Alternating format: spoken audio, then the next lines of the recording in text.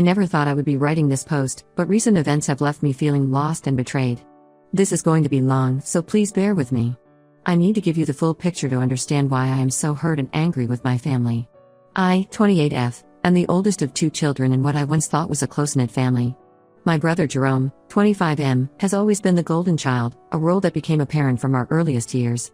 Growing up, the contrast in how our parents treated us was stark and painful. While I was expected to maintain perfect grades, help with household chores, and behave impeccably, Jerome could do no wrong in their eyes. Our childhood set the pattern for our entire lives. I remember when I was 12, I spent months saving my allowance to buy a new bike. Jerome saw it, wanted it, and threw a tantrum. Our parents made me give it to him, saying I needed to learn to share with my little brother. This was just one of countless incidents where my needs and feelings were sacrificed for Jerome's wants. Despite this unfair treatment, I threw myself into my studies and extracurricular activities. I worked part-time jobs throughout high school and college, saved money, and graduated with honors. Jerome, meanwhile, spent his high school years partying and barely passing his classes. Our parents always defended him, saying he was just more free-spirited and creative than me. Jerome attempted college 3 times at expensive private universities, all paid for by our parents. He dropped out each time, usually within the first semester, claiming the schools weren't the right fit or the professors didn't understand his potential. He never held a job for more than a few months, always quitting because the work was beneath him or his bosses were too demanding. Through it all, he lived rent-free at our parents' house, spending his days playing video games and nights partying with friends. 5 years ago, after working in marketing for several years and building up savings and contacts, I started my own agency. The first 2 years were incredibly challenging. I worked 80-hour weeks, lived in a tiny studio apartment, and put everything I had into making the business successful. During this time, my parents constantly pressured me to hire Jerome. They claimed working for his big sister would give him the motivation he needed to succeed. I repeatedly refused, knowing his poor work ethic would damage my company's reputation with clients. 3 years ago, when my business finally started turning a profit, I helped my parents with some home repairs and medical bills. They were approaching retirement age, and I wanted to ensure they were comfortable. Looking back, I realized this was when Jerome started viewing me as a potential source of funding for his schemes. Last year, my parents called me crying. They had made a decision that would change all our lives. They had remortgaged their house and emptied the retirement accounts to help Jerome start his own business venture. They handed him $175,000 for what he claimed would be a revolutionary tech startup.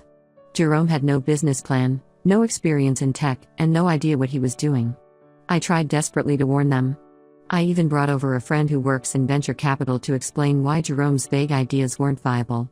They dismissed all our concerns, saying I was just jealous of Jerome's entrepreneurial spirit. To absolutely no one's surprise except my parents, Jerome's business failed spectacularly within 6 months. He never even properly registered the company or kept basic financial records. The money vanished into expensive gaming equipment, which he later sold for pennies on the dollar, lavish dinners, weekend trips with his friends, and what he called networking events but were really just parties. My parents were devastated and faced losing their house. Despite my anger at their foolish decision, I couldn't bear to see my parents become homeless. I stepped in and started paying their mortgage to prevent foreclosure. I also covered their groceries, utilities, and medical expenses. It was a huge financial burden on my business, but they were my parents, and I felt responsible for them. Jerome, showing his true character, moved in with his girlfriend and barely contacted them except to ask for more money. The situation reached a breaking point 3 months ago. My parents called asking for additional money, claiming they needed emergency house repairs. When I asked for contractor quotes, they made excuses and seemed evasive. Something about their behavior felt off, so I drove to their house unannounced one weekend. What I found was worse than I imagined.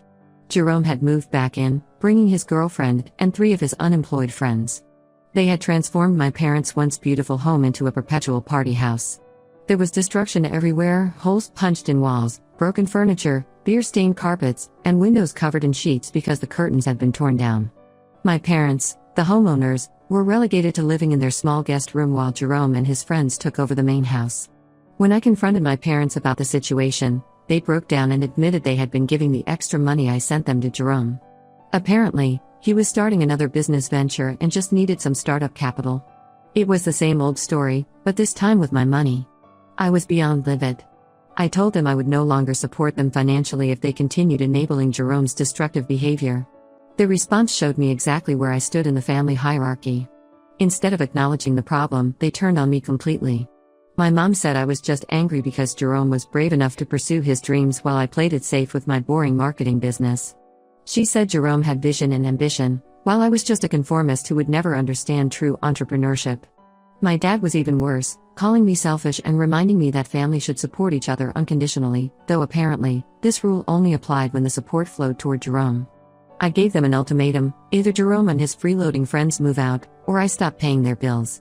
They could be loving parents who made a mistake, or they could be Jerome's enablers, but they couldn't be both anymore. They chose Jerome without hesitation. My mom said I was heartless for trying to kick out my own brother when he was working so hard on his business plans. My dad called me a terrible daughter for abandoning them in their time of need. So I did what I should have done years ago: I cut them off completely. I blocked their numbers and stopped paying their bills. My extended family is divided on the issue. Some understand my position and agree that my parents' enabling has to stop. Others think I'm cruel for not helping my parents in their old age, saying I'm punishing them just because I'm jealous of the attention Jerome receives. But I refuse to keep enabling this toxic family dynamic. I won't set myself on fire to keep them warm while they pour gasoline on the flames. Update 1. First, I want to thank everyone who commented on my original post. Your support and validation helped me stay strong during what turned out to be an even more difficult situation than I originally described. A lot has happened in the past 2 weeks, and I need to share these developments. The day after I posted, my aunt, mom's sister, called me. We were never particularly close, so I was surprised to hear from her. She revealed something that made my blood run cold: Jerome had been systematically spreading horrible lies about me to our entire extended family for months. He created an elaborate story about how I had allegedly stolen money from our parents' business accounts years ago, which was why they needed his help now. According to his lies, I had embezzled over $200,000 from their small home-based business they ran before retirement, and they were too ashamed to report me to the police. Jerome went even further, claiming my current success was built entirely on stolen money. He told everyone that my marketing agency was failing, and I was trying to force them to kick him out so I could sell their house and keep the money before my business collapsed. He painted himself as the protective son trying to save our parents from their manipulative, criminal daughter. These allegations were completely false. Not only did I never have access to my parents' accounts, but their home business had been a small crafting venture that never handled more than a few $1,000s a month. The timeline of his lies didn't even make sense. I was already successful in my career before starting my own agency. But some relatives believed Jerome without question. My aunt showed me a family group chat where he had been spreading these rumors.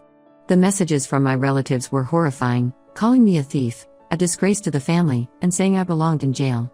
What truly broke my heart wasn't Jerome's lies. I expected nothing better from him. It was discovering that my parents were actively supporting his false narrative. They had been telling relatives that they couldn't deny Jerome's claims about me stealing from them. When asked directly about the alleged theft, they would say things like how deeply hurt they were by my actions and how Jerome was helping them recover from what I had done to them. My own parents were helping my brother destroy my reputation to maintain their fantasy of Jerome as the good son. Several relatives had been harassing me with angry messages for weeks, calling me horrible names and demanding I return the money I supposedly stole. Some even threatened to report me to the authorities. My aunt finally realized something was off about Jerome's story and reached out to hear my side. She apologized for initially believing him and for participating in the harassment campaign. I consulted a lawyer about the defamation, bringing printouts of the group chat messages and the threatening texts I'd received. While the lawyer confirmed I had a strong case, pursuing legal action would be expensive and time-consuming, potentially taking years to resolve. It would also mean staying entangled with my toxic family through a lengthy court battle. Instead, I decided to fight fire with fire. I spent an entire weekend gathering evidence, years of financial records showing every payment I had made to support my parents, text messages from Jerome admitting to wasting their retirement money, and emails from my parents begging for help with bills. I had documented everything meticulously, a habit I developed from running my own business. I created a detailed timeline with all this evidence and shared it with the entire extended family. I included bank statements showing exactly how much money I had given my parents over the years, nearly $80,000 in just the past year alone. I showed how they had funneled most of that money to Jerome, even after his business failure. I added recent photos of the damage Jerome and his friends had done to the house, including dated pictures showing the decline of the property since they moved in. The response was immediate and overwhelming. Many relatives who had believed Jerome's lies were horrified and apologized to me. Some were furious at how my parents had squandered their retirement savings on Jerome's schemes while villainizing me for trying to help them.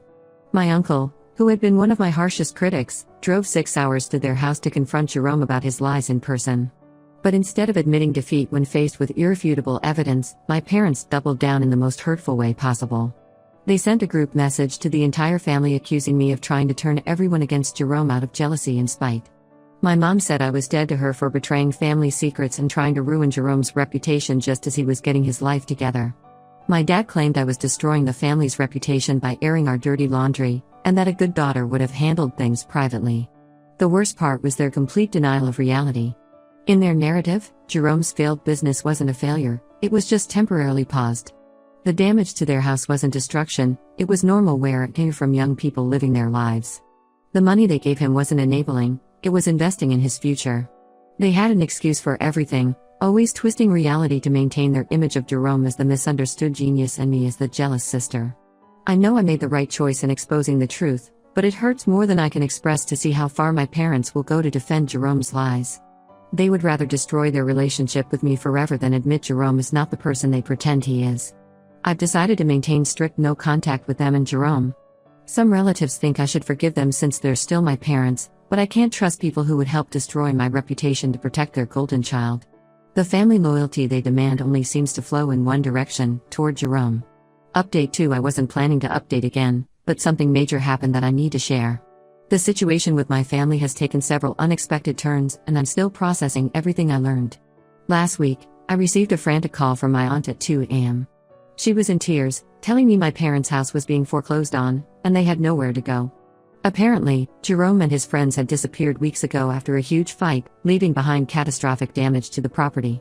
The neighbors had been complaining about constant noise and suspicious activities, and the police had been called multiple times. When the bank inspector came to assess the property, they found extensive damage beyond what I had seen in my last visit.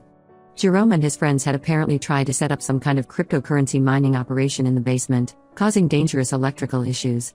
They had knocked down several walls without permits, claiming they were renovating to create an office space. There was black mold growing in multiple rooms from water damage they had never reported. The house was essentially uninhabitable. My aunt begged me to help them one last time. She said my parents had finally hit rock bottom and realized their mistakes. According to her, they had been asking about me constantly, expressing deep regret for choosing Jerome over me. They wanted to apologize and make amends. Against my better judgment, and after much persuasion from my aunt, I agreed to meet them at a neutral location, her house. When I arrived, I barely recognized my parents. My mom had lost a concerning amount of weight, and my dad looked like he had aged a decade. They both broke down crying as soon as they saw me. Through their tears, they finally admitted to everything. Jerome had been manipulating them for years in ways I hadn't even known about. Whenever they tried to set boundaries or say no to his demands, he would threaten to cut contact completely. He played on their deepest fears, promising they would never see their future grandchildren. He told them that if they didn't support his dreams, they were choosing me over him and proving they never really loved him.